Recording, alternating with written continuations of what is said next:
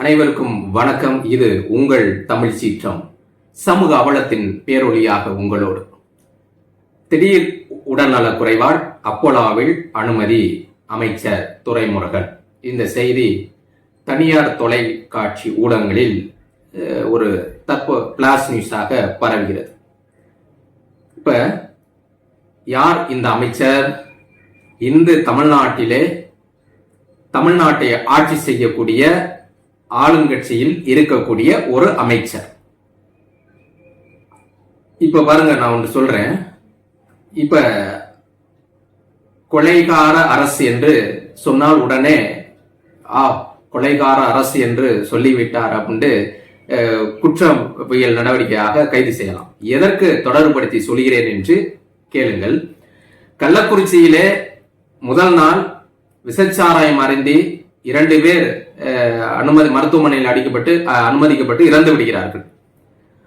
திடீரென்று அடுத்து பாத்தீங்கன்னா நிறைய பேர், 100க்கும் மேற்பட்டவர்கள் அந்த விசச்சாராயத்தை அருந்தி இருக்கிறார்கள். கள்ளக்குறிச்சியிலே பலி எண்ணிக்கை கூடுதலாகிக் கொண்டிருக்கிறது. இந்த சம்பவத்தில் இதே அரசு எப்படி ஒரு அமைச்சரை திடீர் ஏதோ ஒரு காரணத்தினால், வயோதிகத்தின் காரணமாக இல்ல ஏதோ ஒரு காரணத்தினாக உடல்நலை குறைபாடு ஏற்பட்ட பொழுது உடனே உயர்ந்த, அதாவது தமிழ்நாட்டிலே இருக்கக்கூடிய மிக உயர்தரமான மருத்துவமனை, எல்லா வசதிகளும் கொண்ட அப்போலோவுக்கு கொண்டு போய் சேர்க்கிறார்கள் உடனடியாக. அது காய்ச்சலா, வைத்த வலியோ இல்ல வாந்திய மயக்கமா எதுவா இருக்கட்டும். இது போல அந்த கள்ளக்குறிச்சியில் மது அருந்திய அந்த ஏழை பாழைகளை, உழைப்பாளிகளை ஏன் இவ்வாறான தமிழகத்திலே இருக்கக்கூடிய உச்சபட்ச மருத்துவமனைக்கு கொண்டு சென்று உயிர்களை காப்பாற்றவில்லை? இப்ப இரண்டுக்குமான ஒற்றுமையை பார்த்தால், நான் சொன்ன கொலைகார அரசு, கொலை செய்த அரசு, கொலை குற்றவாளி அரசு என்பதற்கு பொருந்தும்.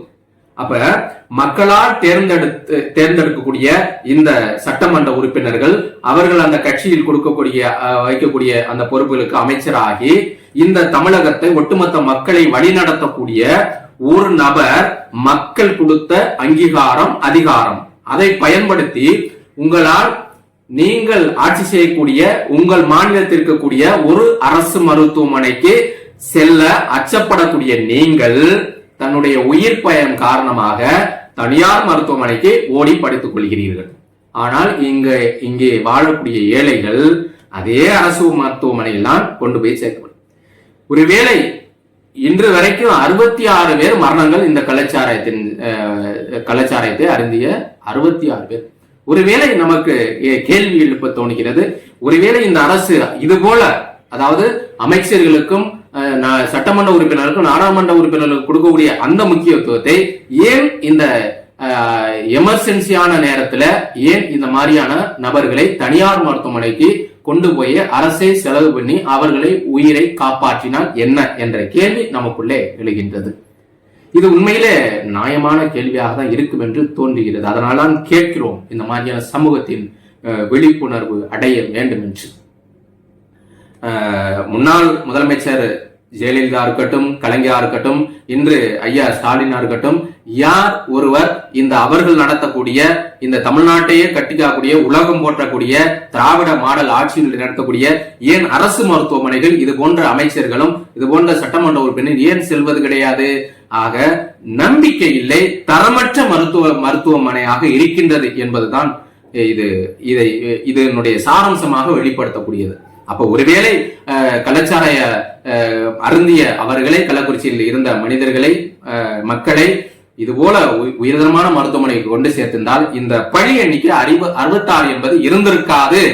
உண்மையிலே அது குறைக்கப்பட்டிருக்கலாம் என்பது நம்மளுடைய சமூகத்தின் கருத்தாக வைக்கிறோம். பார்ப்போம், இனி எந்த அமைச்சர்கள், எந்த சட்டமன்ற உறுப்பினர்கள் இது போல உடல்நிலை சரியில்லை என்றால் தாங்கள் ஆட்சி நடத்தக்கூடிய சிறப்பு என்று கொண்டாடக்கூடிய அரசு மருத்துவமனையில் போய் மருத்துவம் பார்க்கிறார்கள்.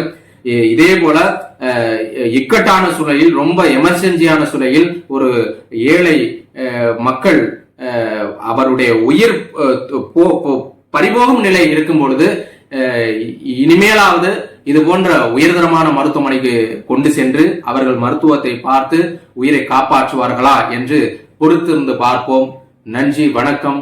மீண்டும் ஒரு காணொளியில் உங்களோடு சந்திக்கும் வரை விடைபெறுகிறேன். நன்றி, வணக்கம். உங்கள் தமிழ் சீற்றம். பாருங்கள், பகிருங்கள். நன்றி.